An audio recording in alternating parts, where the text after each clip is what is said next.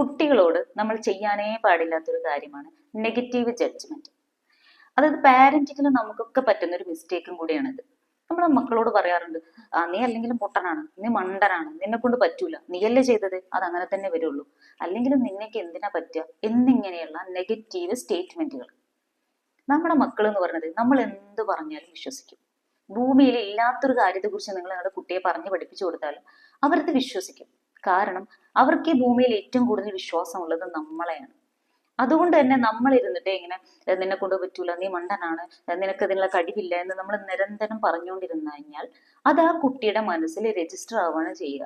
Automatically ആ കുഞ്ഞ് അങ്ങനെ ആയി വളരുകയും ചെയ്യും.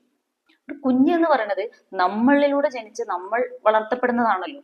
അപ്പൊ ആ കുട്ടിക്ക് എന്തെങ്കിലും ഒരു കുഴപ്പമുണ്ടെങ്കിൽ അത് ഒന്നുകിൽ നമ്മൾ വളർത്തിയെടുത്തതിന്റെ കുഴപ്പമായിരിക്കാം, അതല്ലെങ്കിൽ നമ്മുടെ ജീനിന്റെ കുഴപ്പമായിരിക്കാം.